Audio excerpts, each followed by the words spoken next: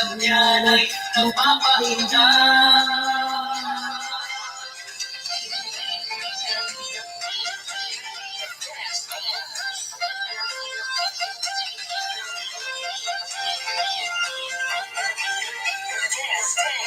Hello, Maria Dinilin.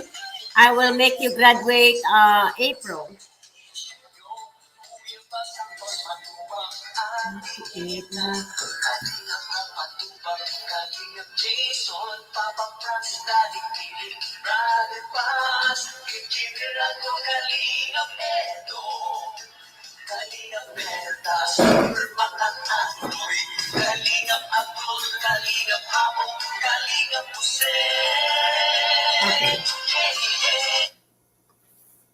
Para sa akin, I have every right, no, to speak. Does it matter whether I'm alone in here or not? Ito, sabihin ko, kasi short lang ito. Gaano ba talaga kahirap ang pagiging isang presidente ng isang grupo o country? Compare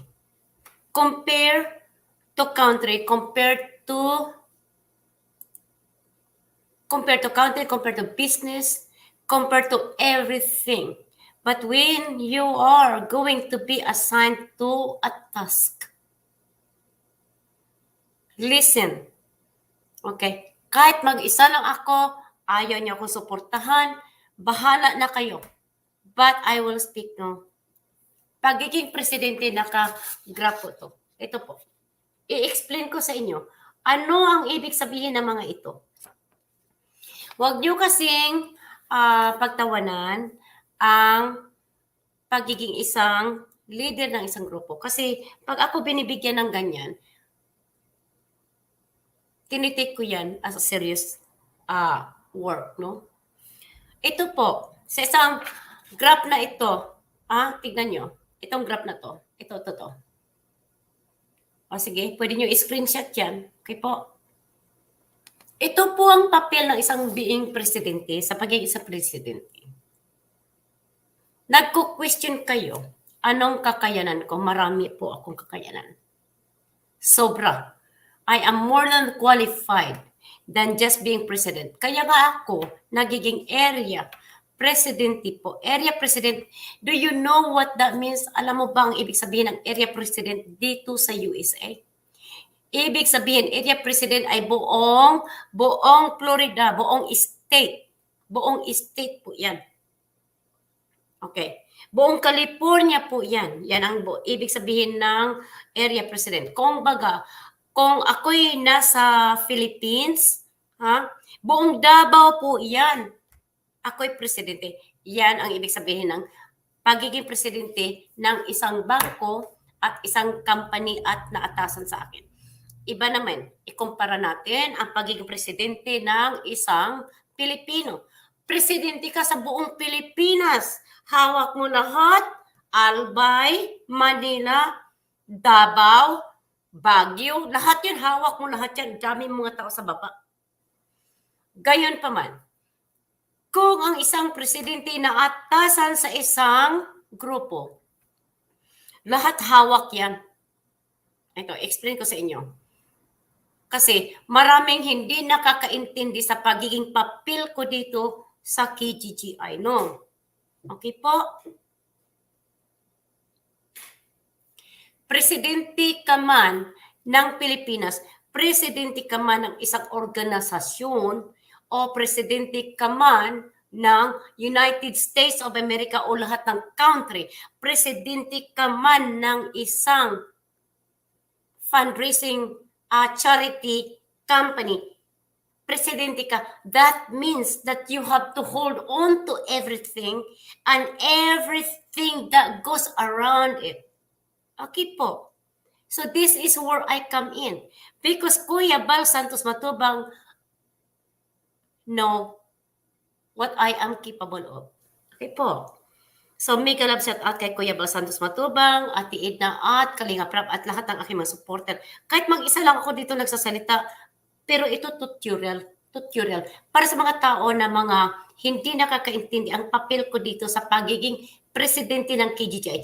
it does not make any difference whether I am president for KGGI, area president po ng Bank of America, presidente ka man ng Pilipinas o presidente ka man ng New York or everywhere else.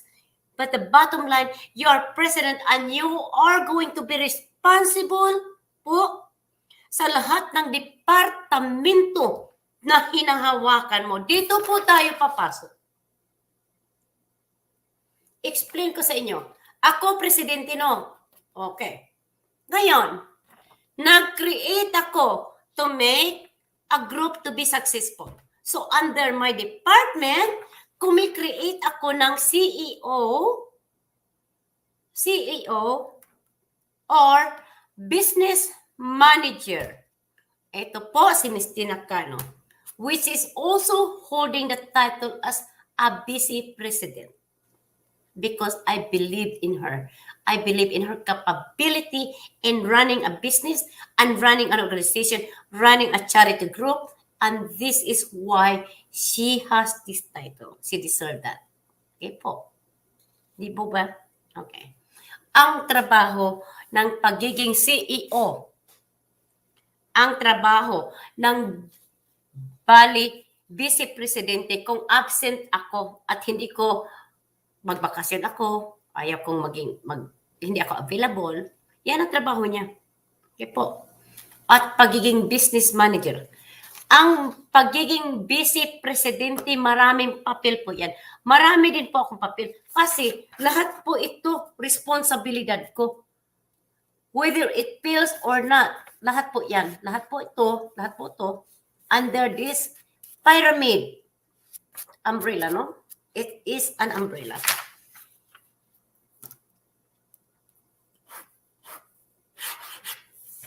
Umbrella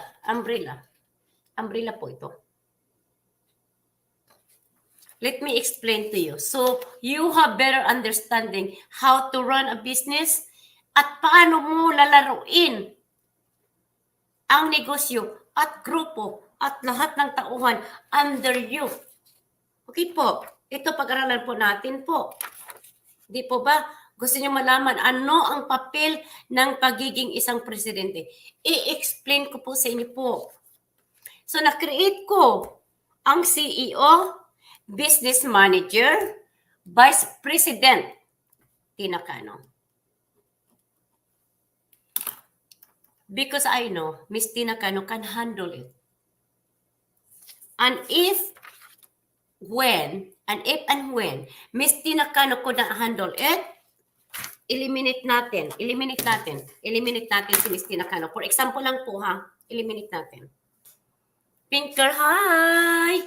Eliminate po natin si Miss Tina Cano. If wala, nag-resign itong si Vice Presidente na inaatasan ko, the president itself will come down to it and manage everything else. Because the reason I am put in charge of this group, because Kuya Bal Santos Matubang and Bank of America and all the other businesses that I hold on to know what I am capable of. Let me explain. Nilagay ko si Ms. Tina Cano dito as Vice Presidente dahil she is equivalent to my knowledge, she is equivalent to the skills that I feel she can manage it. No? Pagiging CEO, business manager, kasi lahat akin na yan eh. Lahat yan, nasa akin na lahat. Okay po. Hindi ako magiging presidente kung hindi ko pinagdaanan ang bawat isa dito. Okay po. Bago ako naging presidente, pinagdaanan ko ang human resources. Naging supervisor ako, naging manager ako, pinagdaanan ko ang networking. Naging daan din po ang advisor. Naging advisor ako, naging supervisor ako, tumaas ako. Ha?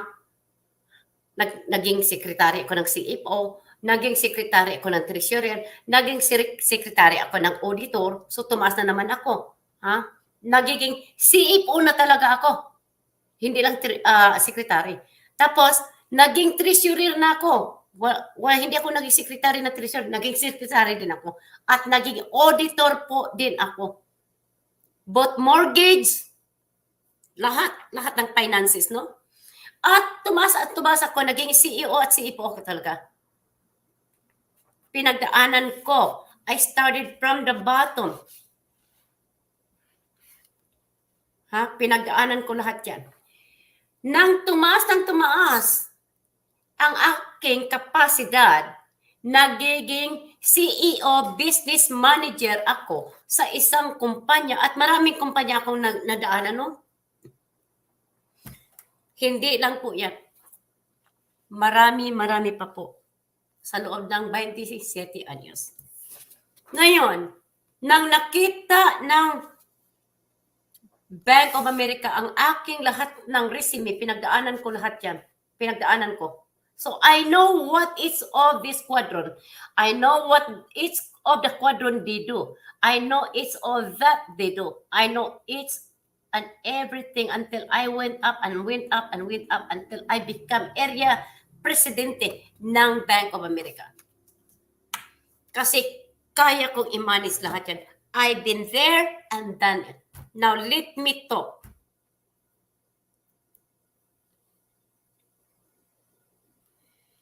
Inaatasan akong maging presidente. Yes, accept ko yan.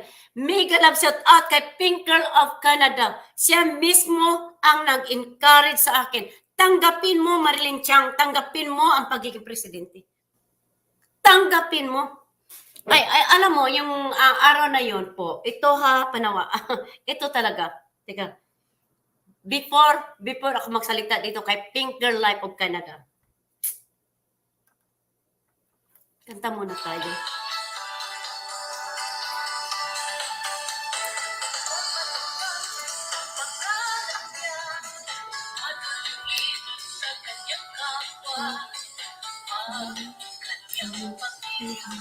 Kasama niyang magawa ang mga basta at ikarte ay lumit ng kanilang kinis.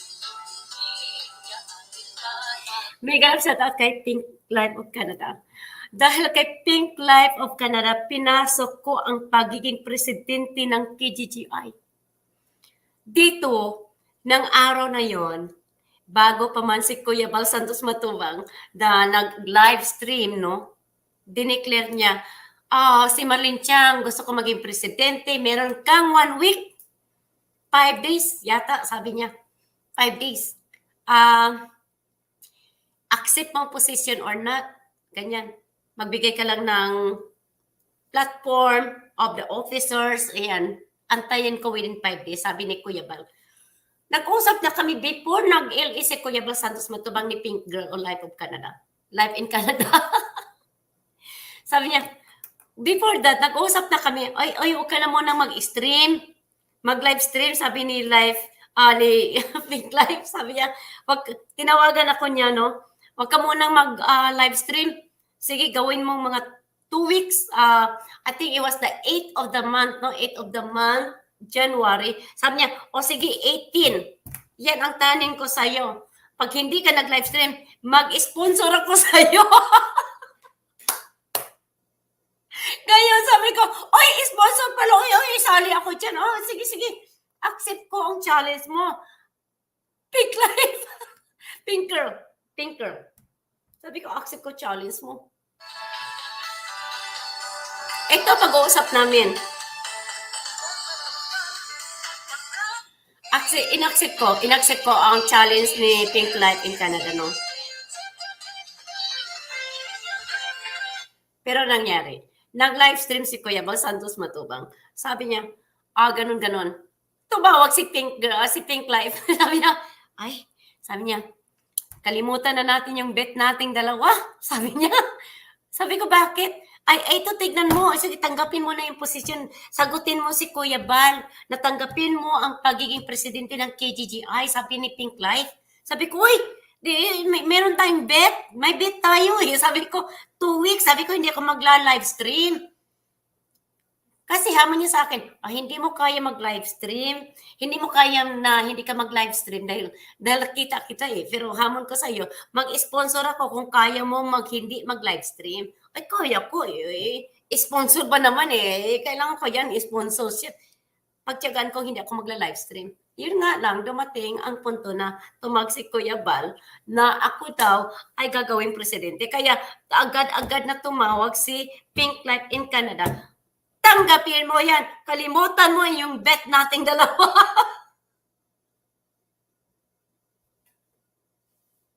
Yan.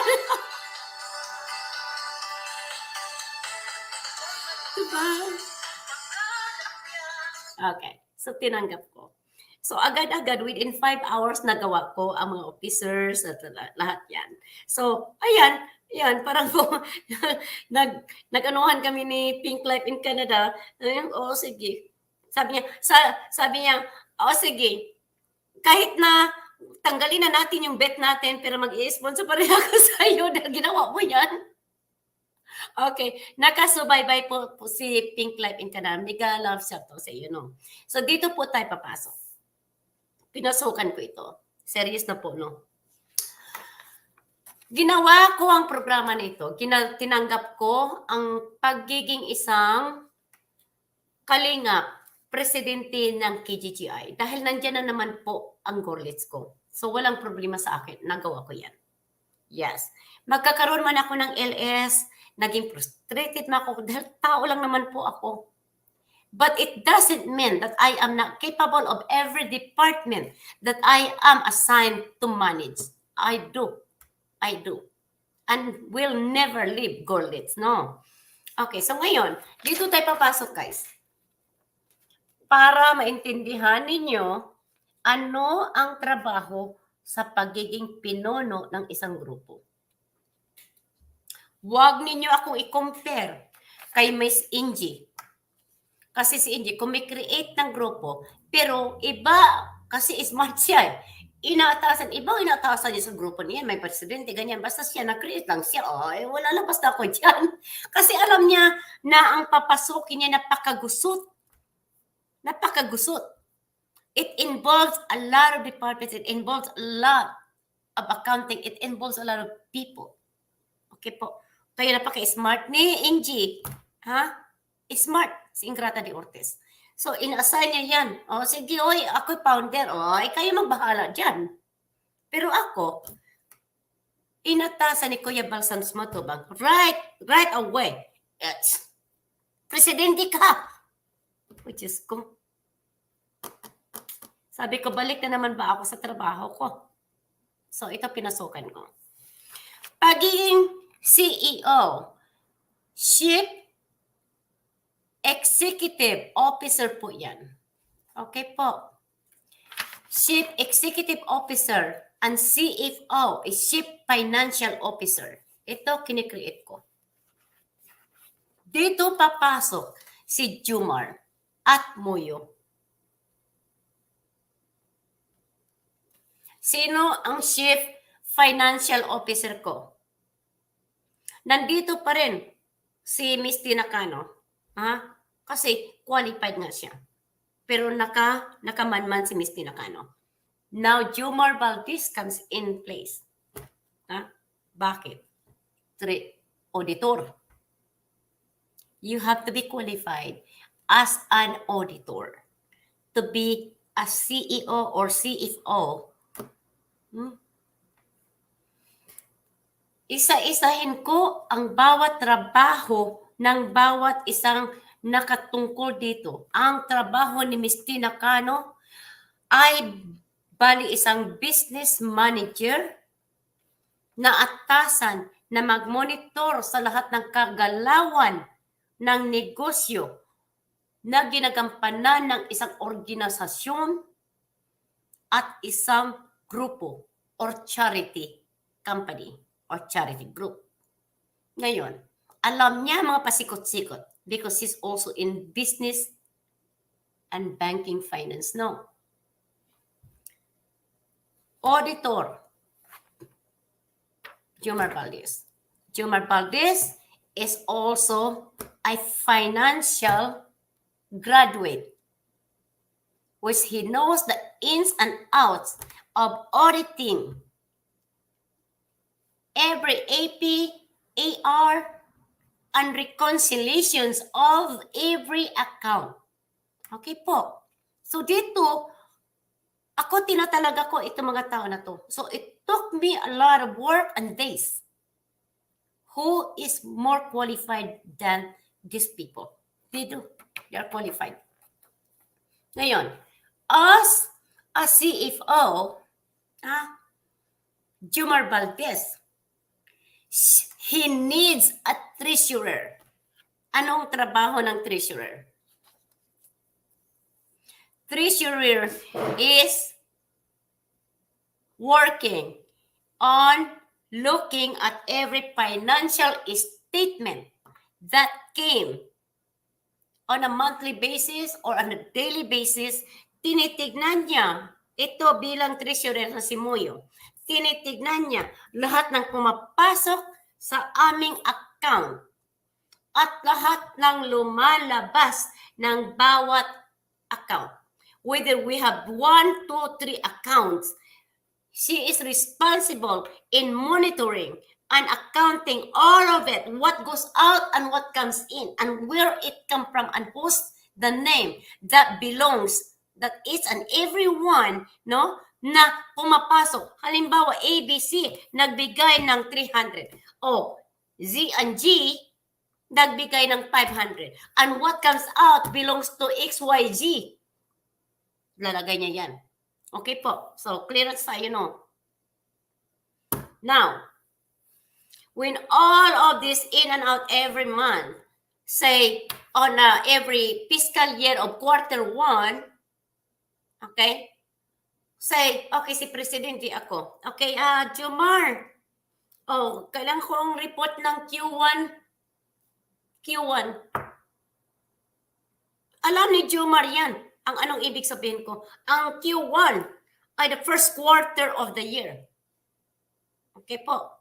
Kailangan kong report ng Q1. That means that that report of the ins and out of the finances comes in and out within that 3 months. That 3 months period of the 2021 or 2022, I said, Jomar, I need a report for Q1 2022. Please give it to me. Then I will review that and approve it, whether there's discrepancies or not. Okay po. So, it's deeper than that. For a lot of people think that a job for being president in finances, think that it is laughable and it is something that you can bash about. There's a lot of works. Okay po.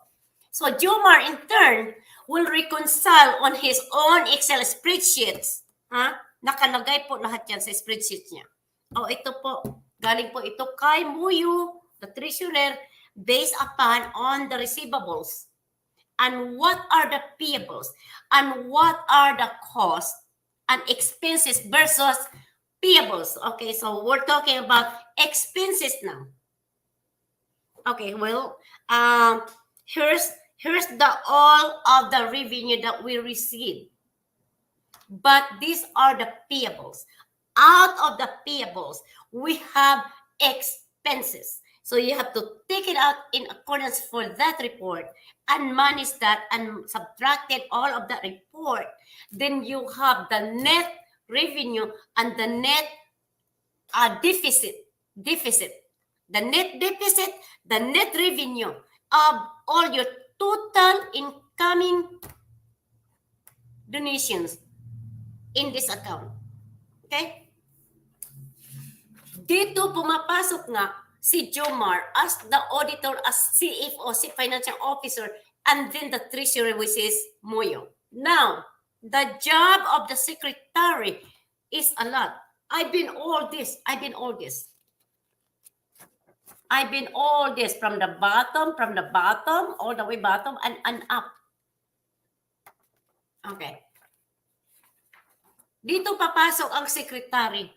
Ang secretary, okay po, ang secretary, ang gawa niyan, kumukuha ng report galing po sa base ng report ng ating CFO na si Jomar at report ng treasurer based on, kasi kailangan magtugma magtugma ang report ng auditor at ang treasurer based on the financial report on the quarter 1, Q1 2022, Q1 2021, or what have you. Then the next auditing comes in Q2, quarter 2, the next quarter of the year, which maybe for that year. Okay po? Sana maintindihan nyo. Ganito ang accounting process ng magkaroon ka ng business, and if you are going to manage the business wisely, you better monitor all of the incoming information based on your banking financial report. From who, where it came from, what time of that day that came in. Trabaho ng treasurer, napakarami, guys.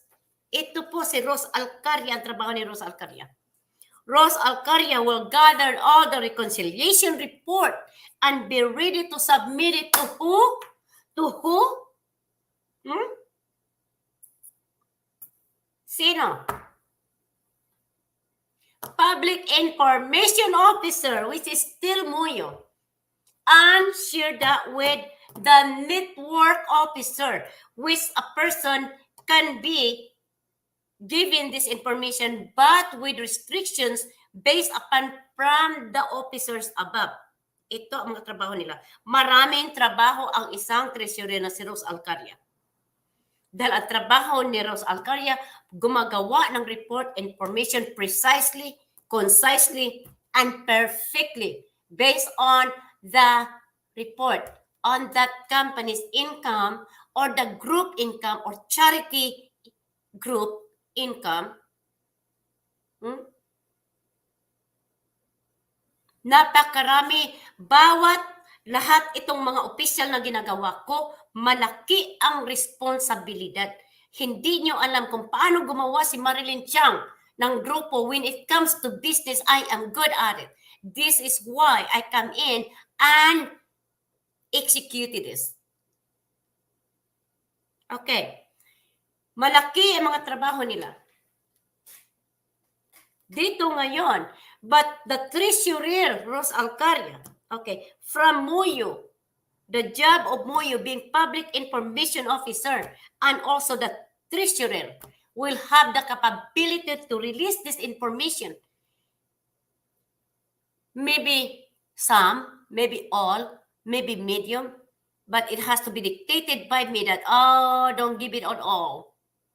Then it will release to the secretary that this is the only thing that you can give out to people, information. But if they want it at full auditing information based upon our account, transparency, we will have it all and we will be ready for any auditing, federal, state, yes. Okay. So, ito si treasurer, ang daming ginagawa. Gumagawa ng report. Kinukuha ang mga reconciliations incoming based on the spreadsheets that's shown from the CFO to the treasurer and treasurer to secretary. Ito, isa-isahin ko kung gaano kahalaga ang mga trabaho ng bawat officer dito.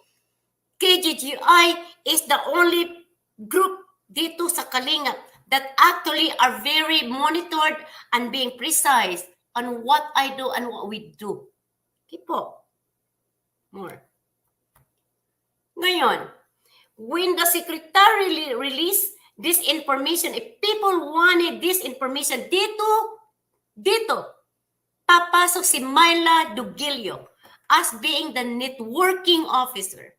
Pwede niyang i-promote ito. Ito ang naging namin. Ito ang mga attribute ng mga tauhan dahil dito sa charity as a networking officer, trabaho ni Myla Dugilian, but she is also controlled for how much information na maibibigay ni secretary sa kanya, which is not going to extravagant or damage the company or group itself. Pasok tayo dito. Pag nagkamali ng konti si Myla Dugilio sa pagsasabi or na overexpose, ang finances namin, ang mga grupo or pangalan na hindi dapat ibibigkas dito sa aming group or company, papasok dito si Lani Carmelotes at Victorious Choice as advisor. Pagsabihan si Milo Dugelio, huwag mong gawin yan, medyo nasobrahan ka, baguhin natin ang speech mo before the public. Dito papasok ang aking mga official. Ngayon, bago man magsalita, itong mga advisors magtatanong muna dito sa lahat ng officers na nakataas sa kanila. Pwede ba naming pagsabihan si Myla Duguillo na nasobrahan yung information doon sa mga taong gusto malaman ito? Ngayon, lahat itong mga officer dito na nakatalaga, okay? Nakatalaga. Advisor na ha? Nakatalaga all the way to the top. Mag-uusap na mga official dito. Pwede ba nating pag-usapan ito na medyo nasobrahan ang pagsasabi ni Myla Duguillo as being a networking at nasobrahan yata. Ganon pa man, bawat isa sa kanila dito, bawat official, ay magkakaroon po ng usapan yan. If you are going to be given so much information based on our guidelines as KGGI, as a group. Okay? Kaya, pinapaintindi ko what the president do. The president can do all of this work because I've been here from the bottom and up. Now, each of these officers are capable of doing his other's job. Okay? Paintindi ko sa inyo. Ginagawa ko itong grupo because I can. Ang salamat kay Pinker Life in Canada. She believes in me that she knows I can manage it. Yes, I get mad. Yes, who doesn't? Sino pa naman ang hindi magagalit, di ba? When you are actually punong-puno na, yeah. Yes. But for the fact that I have created this group, it will never be leaving from my side and my heart. I will always be here. So I am proud to say that mega love shout out sa mga lahat ng aking mga official at lahat ng aking mga grupo dito that they remain true and loyal to the Gulis Group team. Ang purpose natin ay magkaroon ng funding towards sa mga senior citizen. But kailangan ko ipaintindi sa lahat ng mga bashers kayo. Makinig kayo. It takes a lot of work for being a president and making sure that each of every department work very well. And it has to be acknowledged and promoted. This, like I said, hindi man ngayon, hindi bukas, it will not take 2 months or 3 months. It will take maybe 6 months for this group to progress. But be patient with KGGI. We are working towards the same goals. We are working to progress. We're working to make it bigger. But I need your support. I need your understanding in this. Because it doesn't take one day to make it happen. It takes longer. Patience lang po. Okay. Dito ako nagsasalita. I am making each and every one of you understand what job that we do. Each and every one of us, every officers, may trabaho po ang lahat ito. Okay. Salamat sa inyong lahat. At dito po, gusto ko lang i-tutor ang mga lahat ng hindi nakakaintindi kung ano ang trabaho ng pagiging isang presidente. Presidente ka man ng Pilipinas, presidente ka man ng isang kumpanya, presidente ka man ng isang charity vlogger, is still the same. You have all the responsibility. That is why you are choosing to position yourself to be on top, because knowing that you already been there and experience it, and you know how to run. Unfortunately enough, that many people do not understand, yes, we are KGGI charity, but we also got into networking business. And it is why I'm talking about business, because we are vested in it. Okay? accumulate enough money to visit on it because we can't rely on YouTube income, guys. For us to help the senior citizens, sa mga walang mga hopeless na mga senior citizen, we got to make our money working in a way possible. It's not just coming out of our pocket every month. We can't rely on it. It's not just coming from YouTube. Yes, Kuya Bal Santos Matubang knows. It's not just that. We got to make it working. And working it, making that it is needing for each and every one member to actually participate in it. Even I myself will purchase the product, the inventory that we have to make it work. Kaya, nagtataka kayo, bakit ako nagsasalita ng business? Yes, Opti One na pinapahalagahan ni Kuya Bal Santos Matubang. Opti One is the business product that we are promoting as Kalingap for us so we can have revenue na makatulong po sa matatanda kasi hindi na po pwede na ang YouTube na ating aasahan para kumita dyan. It is going downhill and we can't rely on it. So we got to find another way for us to make an income so we can help others.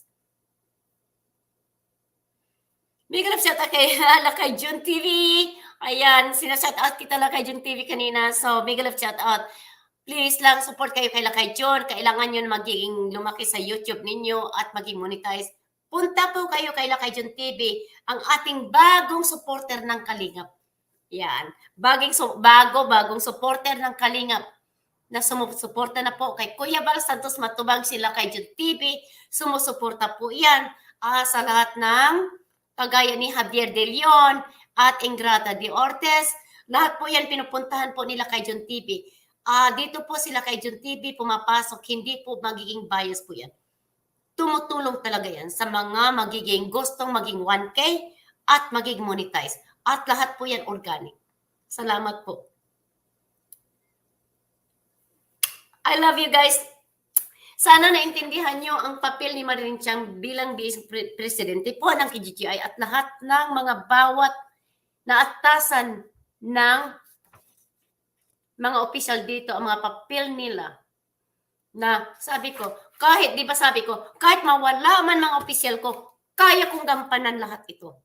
Pero, grupo kami Lahat yan mga loyal, nananatiling naging loyal at nananatili gumagampan sa kanilang mga bawat trabaho.